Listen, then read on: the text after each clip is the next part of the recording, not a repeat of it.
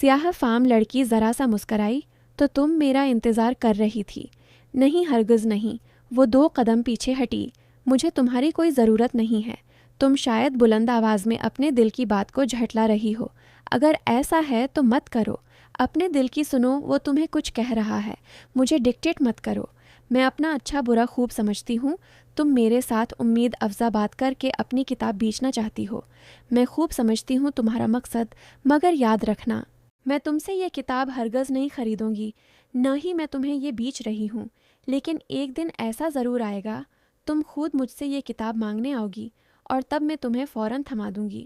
ابھی تم سفر کے آغاز میں ہو، اور جب تھکو گی تو اس کتاب کے پیچھے آؤ گی۔ مجھے تمہاری کسی کتاب کا برا نہیں لگا، مجھے بس تمہارے تھکنے کا انتظار ہے۔ جاؤ، تمہاری بس آ گئی۔ اس وقت تو وہ غصے سے پلٹ گئی، مگر پھر سارا دن یہ سوچتی رہی کہ اس کو اس سیاہ فام لڑکی کو دیکھ کر اتنا غصہ کیوں آیا تھا۔ وہ کیا لگتی تھی اس کی؟ اس نے کیا بگاڑا تھا اس کا؟ اور اسے غصہ کس بات کا تھا؟ یوں انجانے لوگوں کے ساتھ اس طرح سلوک تو محمل کبھی نہ کرتی تھی۔ پھر اب کیوں ندامت اور شرمندگی کے احساس نے اسے سارا دن جکڑے رکھا۔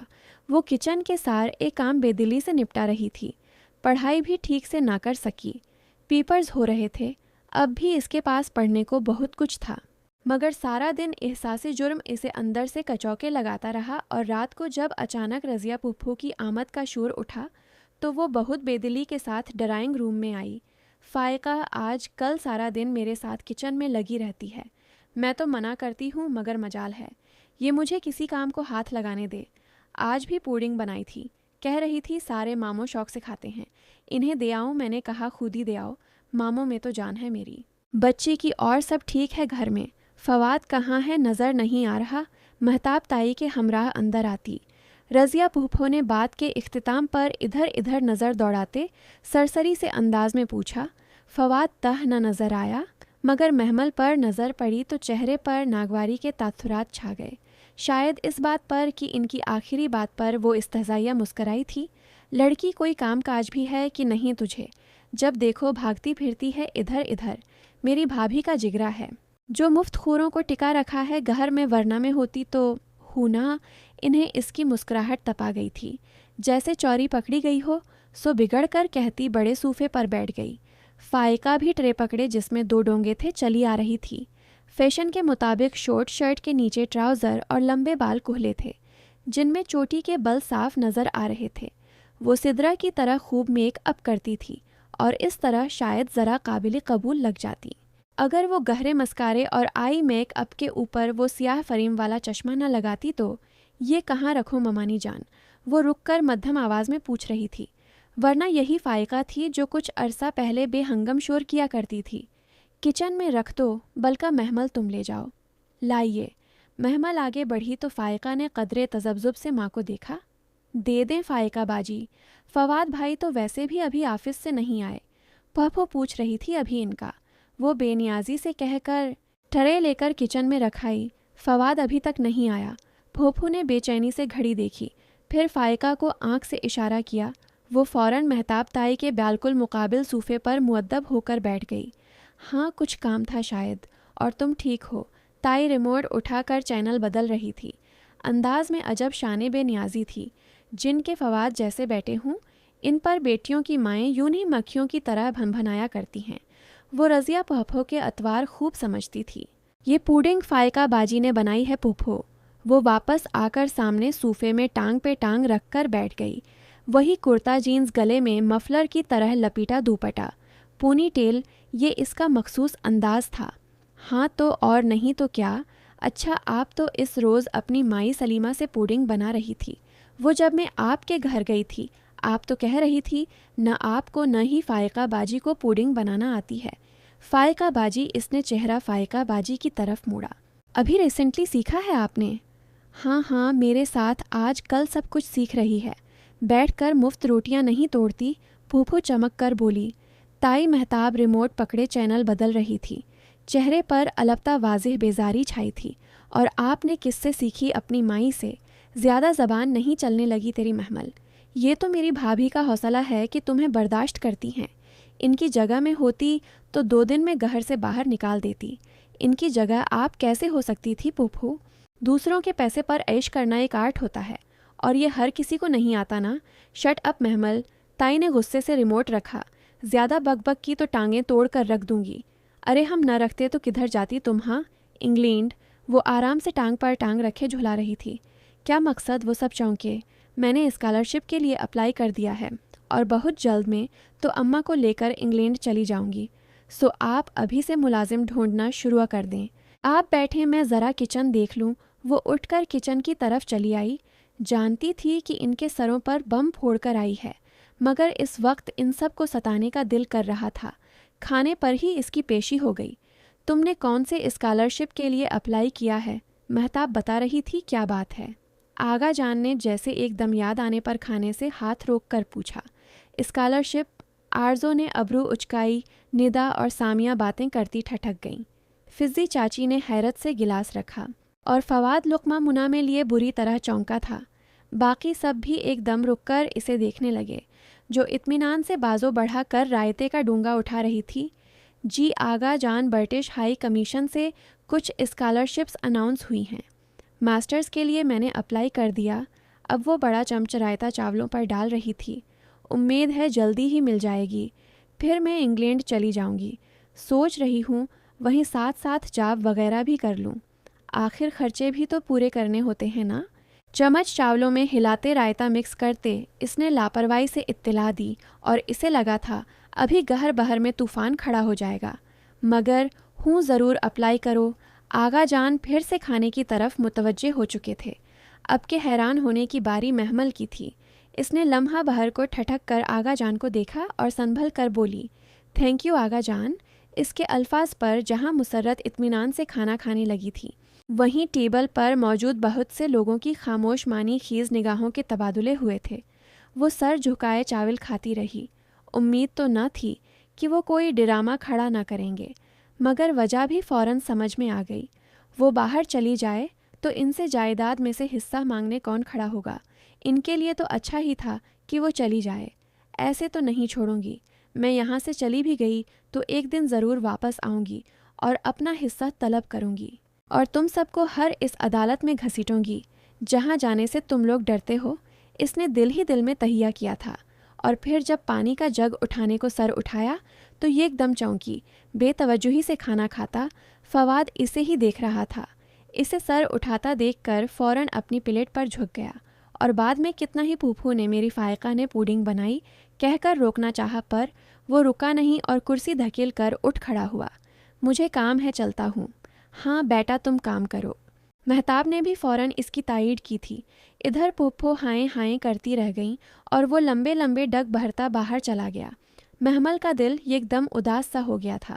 نہ جانے کیوں دور بینچ پر بیٹھی سیاہ فام لڑکی کو دیکھ کر اس کے پاؤں میں تیزی آ گئی۔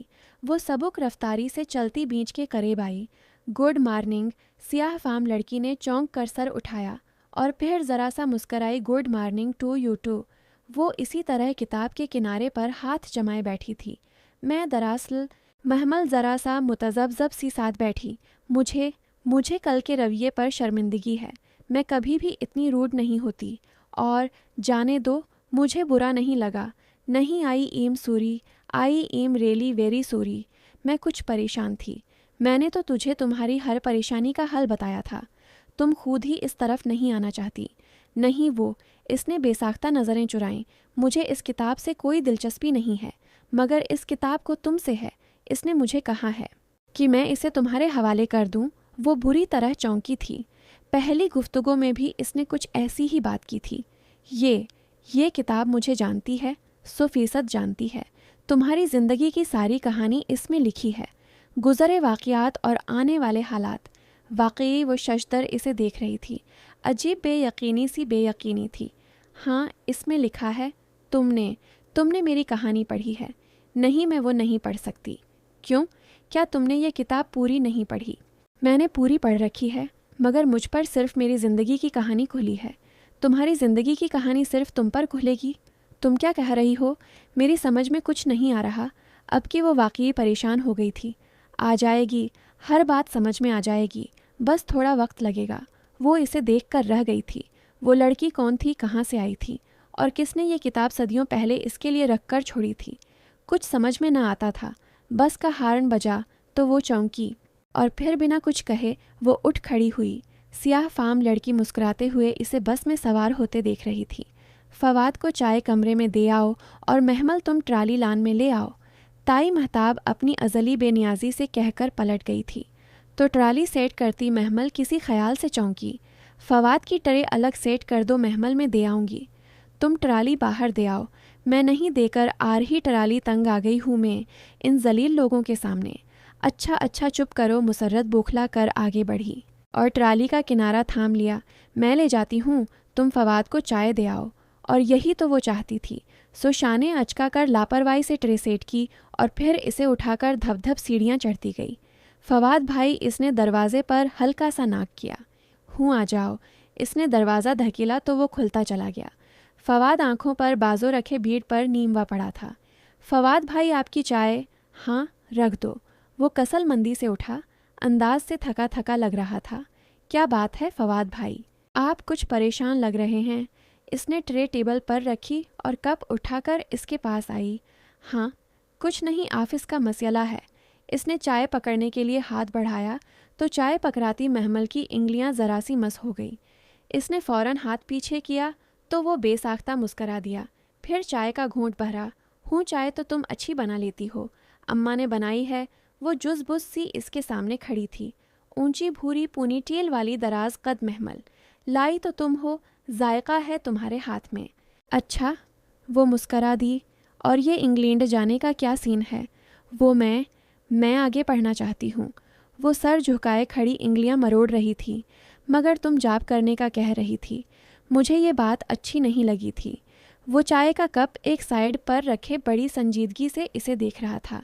मैं सिर्फ अपने खर्चों के लिए जॉब करना चाहती हूँ और ये इतनी बड़ी बिजनेस एम्पायर, ये कौन संभालेगा? महमल ने झटके से गर्दन उठाई। इसे लगा इसने गलत सुना है। Business empire? हाँ, तुम इसके ऑनर्स में से हो। क्या तुम्हारा फ़र्ज़ नहीं है? तुम अपने अब्बा के बिजनेस पर भी ध्यान दो। आखिर कभी न कभी तुम्हें ये सब संभालना है। जी। वो बेयकीनी से इसे देख रही थी। इतनी हैरान क्यों हो महमल? वो उठकर इसके सामने आ खड़ा हुआ। महमल ने देखा वो इससे खासा लंबा था। मैं पता नहीं। क्या तुम ये सब नहीं संभालना चाहती? मैं संभालना चाहती हूँ, मगर कैसे? तुम वाकई संभालना चाहती हो? फवाद के चेहरे पर खुशगवार हैरत उतरी। यानी अगर मैं तुम्हें अपने साथ ऑफिस में लगाना चाहूँ तो तुम काम करोगी मेरे साथ? जी बिल्कुल। इसका दिल एकदम किसी और ले पर धड़कने लगा था। हाथ लर्जने लगे थे। ठीक है, फिर मैं शाम में आगा जान से बात कर लेता हूँ। वो इजाज़त दे देंगे? इसके अंदर वसवसों ने सर उठाया।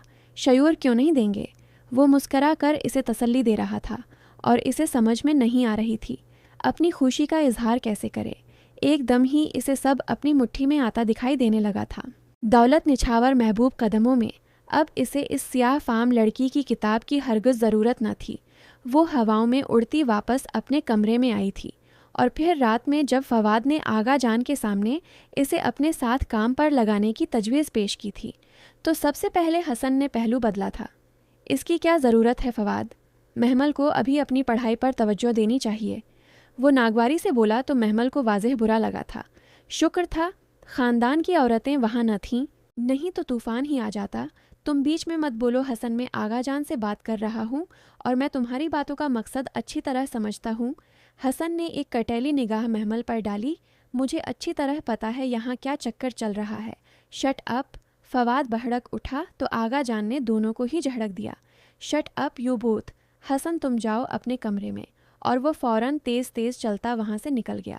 और फादी हसन ठीक कह रहा है, महमल का ऑफिस से कोई ताल्लुक़ नहीं है, न ही वो कभी ऑफिस जाएगी। मगर आगा भाई ठीक कह रहे हैं, महमल का ऑफिस में क्या काम?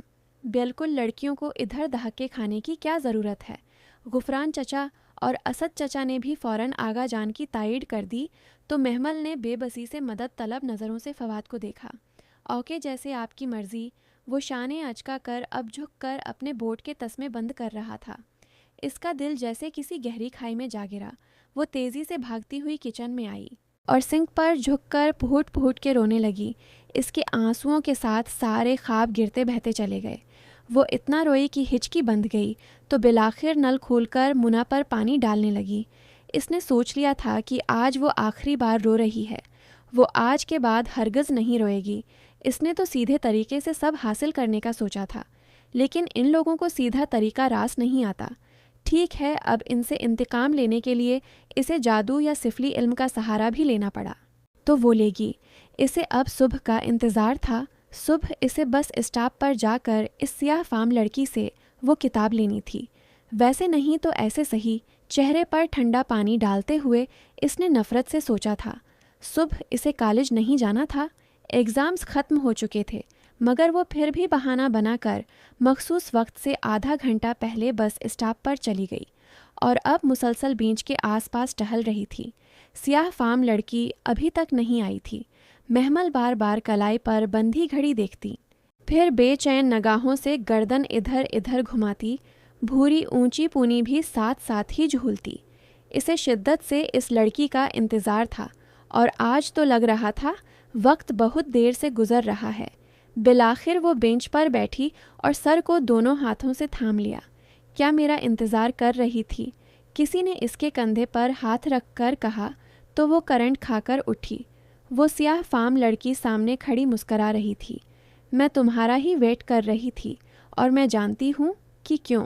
وہ آرام سے بینچ پر بیٹھی، بیگ کا اسٹریپ کندھے سے اتار کر ایک طرف رکھا اور کتاب احتیاط سے گود میں رکھی، پھر جیسے فارغ ہو کر محمل کا چہرہ دیکھا۔ تم تھک گئی ہو؟ ہاں، میں تھک گئی ہوں، میں تنگ آ گئی ہوں۔ اس دنیا میں میرے لیے کچھ نہیں ہے، کوئی نہیں ہے۔ ہوں ایسے نہیں کہتے۔ ابھی تو تم نے وہ کچھ لینا ہے جس کی چمک سے تمہاری آنکھیں چکا چوندھ رہ جائیں گی۔ ابھی تو تم صحیح راستے پر آئی ہو۔ مجھے صحیح اور غلط کا نہیں پتہ، اور نہ ہی میں صحیح اور غلط کی تفریق میں پڑھنا چاہتی ہوں۔ اس نے بے اختیار نگاہیں چرائی تھیں، اپنے دل سے، اپنے اندر بیٹھے گلٹ کے احساس سے۔ کوئی بات نہیں، شروع میں یہ کتاب مشکل لگے گی، جیسے کوئی عذاب ہو، کوئی قید ہو، مگر پھر تم عادی ہو جاؤ گی۔ وہ ویسے ہی مسکرائی تھی۔ یہ کتاب مجھ سے کیسے بات کرے گی؟ محمل سحر زدہ سی اس لڑکی کی گود میں پڑی کتاب کو دیکھ رہی تھی۔ روز اس کا ایک صفحہ پڑھنا اگر مشکل لگے تو میں تمہیں کچھ ایسے لوگوں کا پتہ بتاؤں گی جو اس کتاب کا علم سکھاتے ہیں، بالکل چپ چاپ خاموشی سے اپنا کام کرتے ہیں۔ میں تمہیں ادھر لے جاؤں گی، وہ تمہیں اس قدیم کتاب کا علم سکھائیں گے جس میں یہ کتاب لکھی ہوئی ہے۔ پھر جب تم روز اس کا ایک ایک صفحہ پڑھنے کے قابل ہو جاؤ تو تمہیں پتہ چلے گا کہ ہر صفحہ تمہارے لیے یسٹرڈے کی روداد ہے اور تمہیں ٹمورو کی تدابیر بتائے گی۔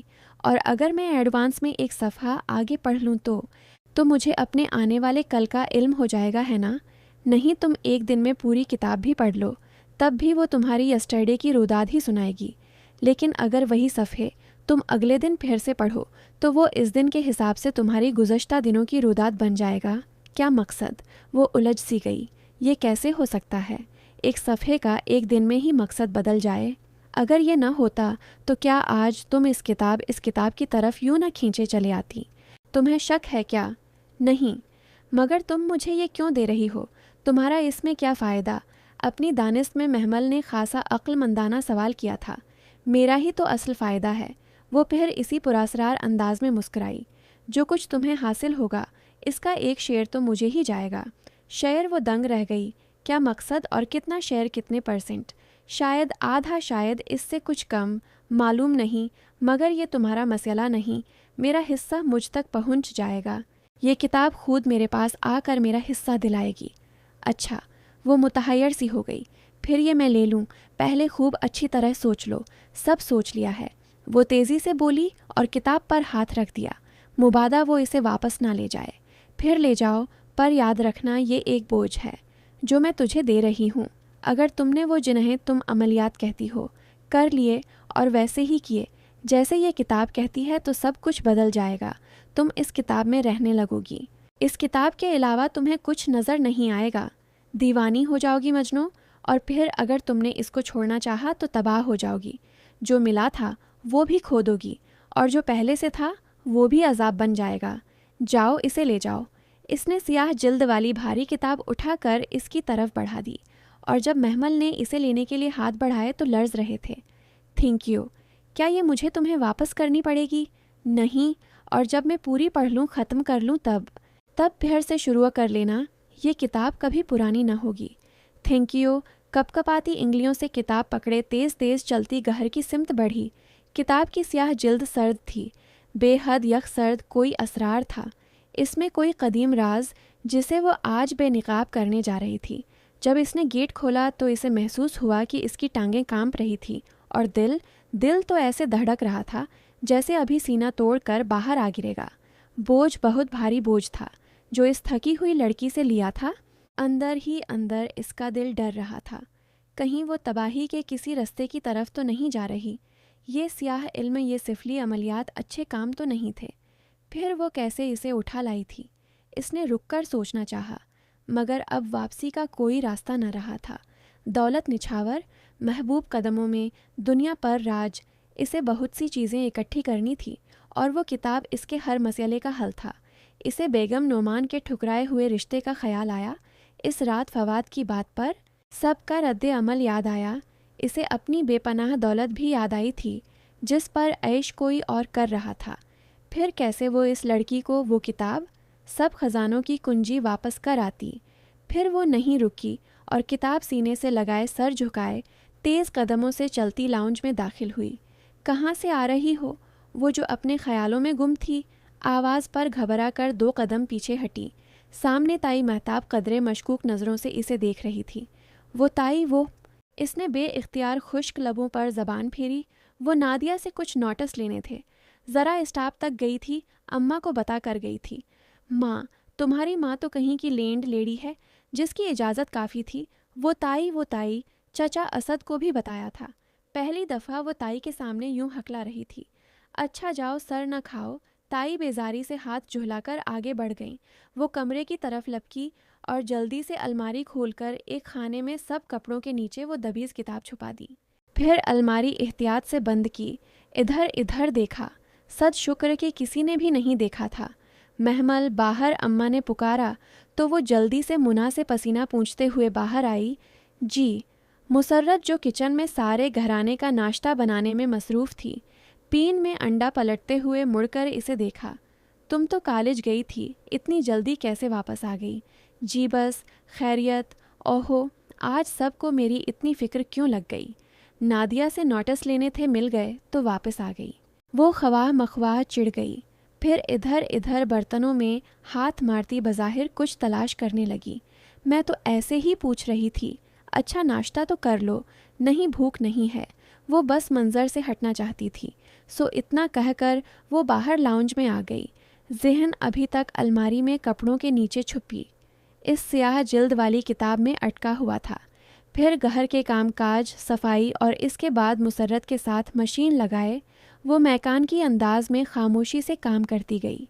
मुसलसल इसका दिल बार बार पलटकर इस किताब की तरफ जाता। वो कई बार कमरे में आई और कपड़ों के नीचे हाथ थपथपा कर देखा। वो स्याह किताब वहीं रखी थी। फिर सारा दिन वो मौका ढूंढती रही कि इसे जाकर पढ़े, कुछ तो पता तो चले, कोई राह तो निकले। मगर कामों का बोझ और कुछ फितरी सा खौफ था जो इस किताब को निकालने की हिम्मत न कर सकी। रात खाने के बाद जब इसने सबको डाइनिंग हॉल में, सबको स्वीट डिश में मसरूफ़ पाया, तो बिलाखिर अलमारी से वो किताब निकाली और इसे सीने से लगाए दब्बे पाँव ऊपर सीढ़ियाँ चढ़ती गई। डाइनिंग हॉल से बरास्ता किचन की तरफ जाती। महताब ताई ने चौंक कर इसे आखिरी सीढ़ी फलांगते देखा। ये महमल किया करती फिर रही है आज। इन्हों पीछे से चाची नाइमा को आते रोक कर सरगोशी की। अभी कोई किताब पकड़े ऊपर गई है। वाकई सच कहा। अच्छा। वो मुतजस्सिस सी ताई के पास आई। पढ़ाई वढ़ाई तो अब ख़त्म है और छत पर तो कभी भी नहीं गई ये पढ़ने के लिए। ज़रूर दाल में कुछ काला है। और इनकी सरगोशियों से बेखबर वो बाहर टेरेस पर निकल आई। आहिस्ता से दरवाज़ा बंद किया और रेलिंग के साथ नीचे ज़मीन पर बैठ गई। किताब घुटनों पे रखे वो कितनी देर इसको देखती रही। महरूमियों, नारसाइयों, दुखों के इस कई बरस पुराने करब की अब जैसे इंतहा हो चुकी थी। इससे अब मज़ीद बर्दाश्त नहीं होता था। गलत हो या सही, वो ज़िंदगी से अपना हिस्सा ज़रूर वसूल करेगी। एक ठूस और हतमी फ़ैसला करके महमल इब्राहिम ने स्याह जिल्द वाली किताब पर हाथ रखा। वो बेहद सर्द थी, ठंडी और पुरसुकून। वो जिल्द पलटने ही लगी थी कि टेरेस का दरवाज़ा एकदम धराम से खुला। اس نے گھبرا کر سر اٹھایا اور ایک لمحے کو زمین آسمان اس کی نگاہوں میں گھوم گیا۔ آغا جان، دونوں چچا، تائی مہتاب، چاچی نائمہ، چاچی فضہ، لڑکیاں اور مسرت بھی سب ایک ساتھ باہر آئے تھے۔ یہ کیا ہو رہا ہے یہاں؟ آغا جان غصے سے غرائے تھے۔ محمل کیا کر رہی ہو ادھر؟ وہ ہکا بکا منہ کھول کر انہیں دیکھتی رہ گئی۔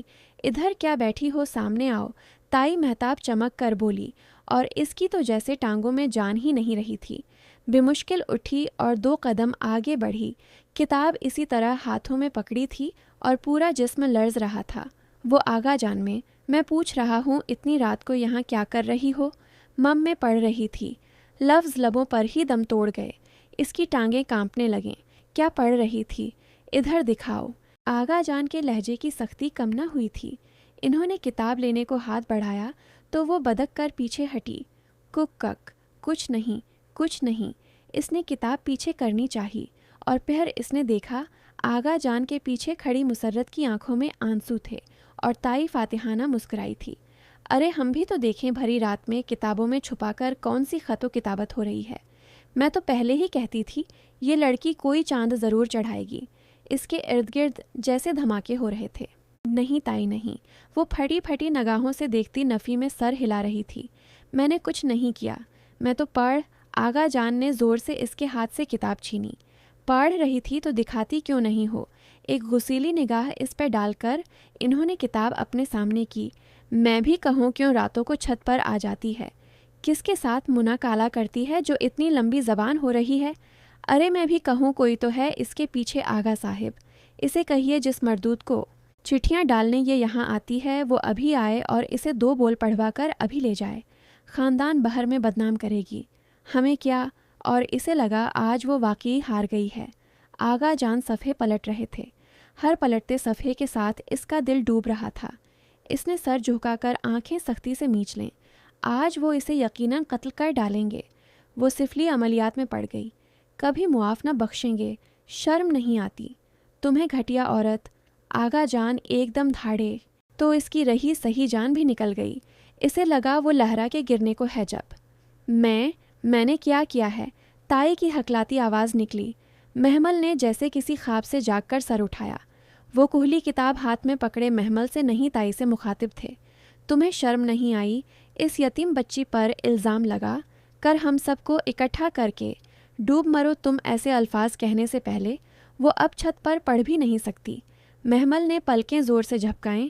یہ آغا جان کیا کہہ رہے تھے؟ مگر آغا صاحب وہ اس کتاب میں ڈوب مرو تم بے دین عورت وہ قرآن پڑھ رہی تھی۔ تم قرآن کی حرمت کا تو پاس رکھ لیتی۔ انہوں نے سیاہ کتاب بند کی، اسے چوما آنکھوں سے لگایا اور محمل کی طرف بڑھا دیا۔ بیٹا نیچے پڑھ لیتی تو سب پریشان نہیں ہوتے۔ یہ لو۔ وہ اسے کتاب تھما کر ایک کٹیلی نگاہ اس عورت پر ڈال کر واپس ہو لیے۔ نہ تو اب چوروں کی طرح پڑھے گی تو بندہ شک تو کرے گا ہی، ورنہ میرا کیا دماغ خراب ہے جا ایسا کہتی تئی شرمندہ سی پلٹیں۔ آغا جان کبھی کبھار انہیں یونی سب کے بیچ میں جھڑک دیا کرتے تھے، خصوصاً جب وہ اپنے رشتہ داروں پر بے دریغ پیسے لٹایا کرتی تھی، اور نہیں تو کیا سب نادم سے پلٹے تھے۔ وہ اسی طرح ساکت سی کتاب ہاتھ میں لیے کھڑی تھی۔ ٹیرس خالی ہو چکا تھا، سب جا چکے تھے، پرسکون اور سرخرو مسرت بھی، اور وہ اسی طرح پتھر کا بت بنے وہاں کھڑی تھی۔ اس کتاب کا ہر صفحہ تمہارے گزرے دن کی روداد ہے۔ یہ کتاب کبھی پرانی نہ ہوگی۔ تم سب کو اپنی مٹھی میں کر کے دنیا پر راج کرو گی۔ اس سیاہ فام لڑکی کا ایک ایک فقرہ تمانچے کی طرح اس کے منہ پر برس رہا تھا۔ تڑاک تڑاک تڑاک۔ اسے لگا وہ کبھی اپنی جگہ سے ہل نہیں سکے گی، یوں نہیں صدیوں اس اندھیرے ٹیرس پر کھڑی رہے گی۔ دھوکہ، مذاق، فریب، تمسخ، قرآن کی بے حرمتی اس سیاہ فام لڑکی نے کیا نہیں کیا تھا۔ اتنا بڑا مذاق اس سیاہ فام لڑکی نے ایک پریشان حال لڑکی کو سبز باغ دکھا کر اس کی ہی مقدس کتاب تھما دی۔ یہ ہوا کیا تھا اس کے ساتھ؟ اس کے ہاتھ ابھی تک لرز رہے تھے۔ نہایت بے یقینی کے ساتھ اس نے سیاہ جلد والی کتاب کو چہرے کے سامنے کیا۔ سیاہ جلد صاف تھی، بے داغ، بے لفظ۔ اس نے درمیان سے کتاب کھولی، اوپر عربی کی عبارتیں تھیں اور نیچے انگریزی میں سب سے اوپر لکھا تھا الکیف دی کیو۔ اس نے چند صفحے آگے کھولے، العنکبوت دی اسپائڈر، اس نے شروع سے دیکھا۔ المائدہ دی ٹیبل اسپریڈ، محمل نے کتاب بند کر دی۔ آغا جان نے ٹھیک کہا تھا، وہ قرآن تھا، ان کی مذہبی کتاب، مقدس کتاب، اور اس فرنگن نے کیسے کیسے قصے گڑھ دیے تھے اس کے ساتھ۔ ذلیل عورت، وہ شاگرد سے باہر نکلی تو اسے غصہ آ گیا تھا۔ وہ لڑکی تو گھر بیٹھی اس پر ہنس رہی ہوگی، اس کا تمسخ اڑا رہی ہوگی، اور وہ بھی کتنی جلدی بے وقوف بن گئی۔ اب وہ تیز تیز قدموں سے سیڑھی کی طرف لپکی، نہ سر پر دوپٹہ، نہ وضو، نماز، اور چلے ہیں قرآن پڑھنے۔ ہونا نیچے لاؤنج میں بڑے صوفے پہ بیٹھی، تائی اسے زینے سے نیچے اترتا دیکھ کر بڑبڑائی، برے عرصے بعد آغا جان نے ان کو سب کے سامنے بے عزت کیا تھا، اور وہ بھی صرف اور صرف محمل کی وجہ سے۔ انہیں اب کسی نہ کسی طرح غصہ تو اتارنا ہی تھا، مگر محمل کوئی بھی جواب دیے بغیر سر جھکائے اپنے کمرے کی طرف بڑھ گئی۔ صبح پہر وہ جلدی آ گئی۔ سیاہ فام لڑکی بہت پہلے سے آ کر بینچ پہ بیٹھی تھی۔ اسے دیکھ کر محمل کے قدم تیز ہو گئے۔ قدموں کی چاپ پر ہی اس نے سر اٹھایا۔ محمل نے دیکھا، اسے دیکھ کر اس کی سیاہ آنکھوں میں امید کے دیے جل اٹھے تھے۔ سڑک خالی تھی، دور نارنجی سورج طلوع ہو رہا تھا۔ محمل اس کے بالکل سامنے آ کر کھڑی ہو گئی۔ سورج کی نارنجی شعاعیں اس کے پیچھے چھپ گئیں۔ تمہیں شرم تو نہیں آئی میرے ساتھ ایسا بیہودہ مذاق کرتے ہوئے؟ سیاہ فام لڑکی کی نگاہیں اس کے ہاتھ میں پکڑی کتاب پر پڑیں۔ ایک دم ہی اس کی آنکھوں کی جوت بجھ گئی۔ مصحف واپس کرنے آئی ہو؟ مصحف؟ اکھڑی اکھڑی محمل نے ابرو اٹھائی۔ عربی دنیا میں قرآن کو مصحف کہتے ہیں۔ تم نے مجھے کیا قصے کہانیاں سنا کر قرآن تھما دیا؟ یہ کوئی مذاق کرنے کی کتاب تو نہ تھی، یہ تو قرآن تھا۔ قرآن نہیں قرآن ہوتا ہے۔ وہ اداسی سے مسکرائی تو محمل نے شانے اچکائے۔ بہرحال تمہیں یہ پریکٹیکل جوک کر کے مجھے شرمندہ کرنے پر شرم آنی چاہیے۔ میں تو کیا سوچ رہی تھی، اور تم نے مجھے مقدس کتاب تھما دی، تو تم کسی غیر مقدس چیز کی توقع کر رہی تھی کیا؟ جی نہیں، یہ میرے پاس پہلے سے ہے، مجھے ضرورت نہیں ہے۔ بیٹھ کر بات کر لو، میں ٹھیک ہوں۔ وہ اسی طرح سینے پر ہاتھ باندھے اکھڑی اکھڑی سی کھڑی تھی۔ اچھا، اس نے پیار سے سیاہ جلد والی مصحف پہ ہاتھ پھیرا، تو تم نے یہ پڑھ رکھا ہے؟ اس کے لہجے میں صبح کی ساری اداسی سموئی ہوئی تھی۔ ہاں، اور بچپن میں ہی پڑھ لیا تھا۔ اللہ کا شکر ہے کہ ہم شروع سے ہی مسلمان ہیں، وہ عادتاً جتا کر بولی، اور تمہیں ہماری مقدس کتاب کو لے کر غلط فہمیاں ہیں۔ یہ کوئی فال نکالنے والی کتاب نہیں ہے، نہ ہی اس میں میری اور تمہاری اسٹوری ہے۔ لا حول ولا قوہ الا باللہ۔ اچھا چلو پھر بیٹھو اور مجھے بتاؤ اس میں کیا کیا ہے۔ اگلا پارٹ انشاءاللہ کل اپلوڈ کر دیا جائے گا۔ اگر آج کی ایپیسوڈ آپ کو اچھی لگی تو ویڈیو کو لائک کریں، دوستوں کے ساتھ شیئر کریں، اور ہمارے چینل کو سبسکرائب کریں۔ شکریہ۔